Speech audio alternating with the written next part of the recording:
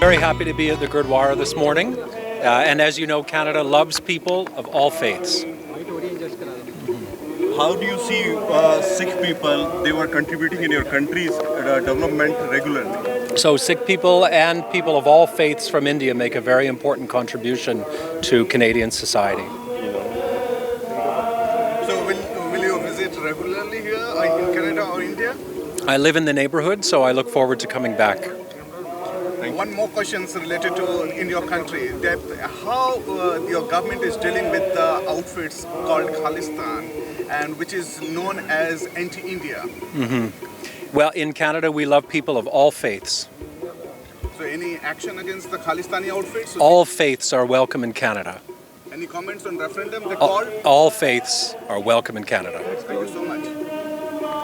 We are expecting some good answer from your side. ਭਾਜੀ ਅੱਜ Canada ਦੇ ਜਿਹੜੇ ਹਾਈ ਕਮਿਸ਼ਨਰ ਨੇ ਉਹ ਗੁਰਦੁਆਰਾ ਸਾਹਿਬ ਨਤਮਸਤਕ ਹੋਏ ਸਨ, ਕੀ ਕਹੋਗੇ ਇਸ ਬਾਰੇ? ਦੇਖੋ, ਸਭ ਤੋਂ ਪਹਿਲੇ ਤੇ ਕੈਮਰਨ ਮੈਕਿਨ ਜੀ ਜਿਹੜੇ ਹਾਈ ਕਮਿਸ਼ਨਰ ਨੇ, ਅਸੀਂ ਉਹਨਾਂ ਦਾ ਧੰਨਵਾਦ ਵੀ ਕੀਤਾ, ਜੀ ਆਇਆਂ ਕੀਤਾ।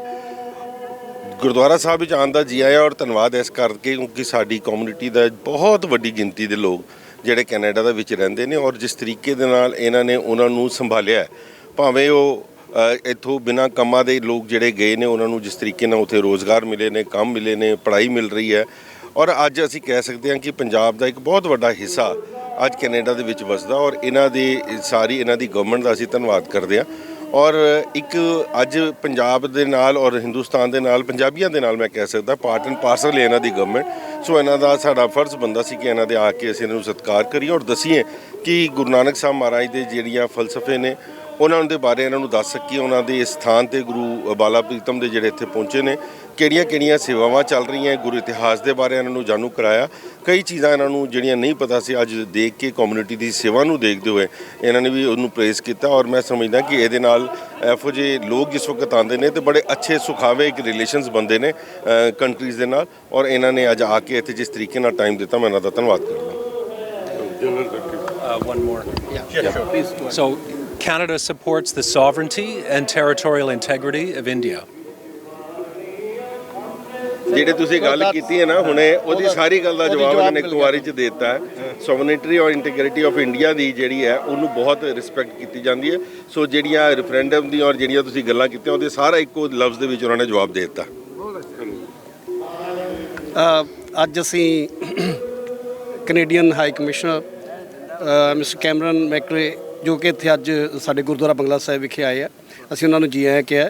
ਸਾਡੀ ਸਾਰੀ ਟੀਮ ਇੱਥੇ ਦਿੱਲੀ ਸਿੱਖ ਗੁਰਦੁਆਰਾ ਪ੍ਰਬੰਧਕ ਕਮੇਟੀ ਵੱਲੋਂ ਉਹਨਾਂ ਦਾ ਅਸੀਂ ਨਿੱਘਾ ਸਵਾਗਤ ਕੀਤਾ ਕਿਉਂਕਿ ਸਾਡੀ ਸਿੱਖ ਕਮਿਊਨਿਟੀ ਜਿਹੜੀ ਆ ਉਹ ਕੈਨੇਡਾ ਦੇ ਵਿੱਚ ਬਹੁਤ ਵੱਡਾ ਉਹਨਾਂ ਦਾ ਕੰਟਰੀਬਿਊਸ਼ਨ ਹੈ ਔਰ ਉੱਥੋਂ ਦੀ ਸਰਕਾਰ ਨੇ ਹਮੇਸ਼ਾ ਹੀ ਸਿੱਖਾਂ ਨੂੰ ਮਾਣ ਦਿੱਤਾ ਹੈ।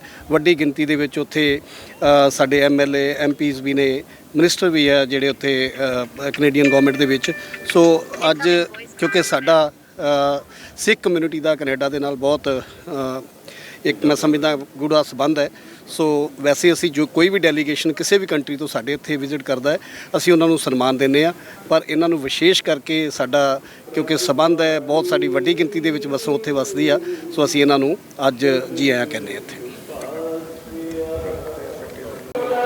ਅੱਜ ਇੱਥੇ ਹਾਈ ਕਮਿਸ਼ਨਰ ਕਨਾਡਾ ਦੇ ਜਿਹੜੇ ਹੈਗੇ ਨੇ ਉਹ ਆਏ ਨੇ, ਬੜੀ ਸ਼ਰਧਾ ਦੇ ਨਾਲ ਉਹਨਾਂ ਨੇ ਮੱਥਾ ਟੇਕਿਆ, ਲੰਗਰ ਛਕਿਆ, ਪ੍ਰਸਾਦ ਛਕਿਆ ਔਰ ਉਸ ਤੋਂ ਬਾਅਦ ਸਾਰਾ ਵਿਜ਼ਿਟ ਕੀਤਾ।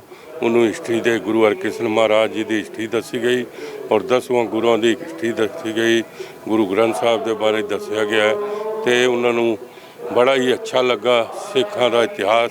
ਕਿਉਂਕਿ ਕਨਾਡਾ ਵਿੱਚ ਜਿਹੜਾ ਕਿ ਬਹੁਤ ਹੀ ਸਿੱਖ ਪੰਜਾਬ ਦਾ ਪੂਰੇ ਹਿੰਦੁਸਤਾਨ ਦਾ ਪਹੁੰਚ ਚੁੱਕਾ ਹੈ, ਉੱਥੇ ਬੜੀ ਮਿਹਨਤ ਕਰ ਰਿਹਾ। ਉਹਨੇ ਇਹ ਵੀ ਕਿਹਾ ਕਿ ਸਿੱਖ ਬੜੀ ਮਿਹਨਤ ਕਰ ਰਹੇ ਨੇ ਔਰ ਕਨਾਡਾ ਦੀ ਧਰਤੀ ਨੂੰ ਬਹੁਤ ਅੱਗੇ ਲੈ ਕੇ ਜਾ ਰਹੇ ਨੇ। ਕਨਾਡਾ ਦੀ ਅਰਥ ਵਿਵਸਥਾ ਨੂੰ ਸਿੱਖਾਂ ਦਾ ਬਹੁਤ ਵੱਡਾ ਯੋਗਦਾਨ।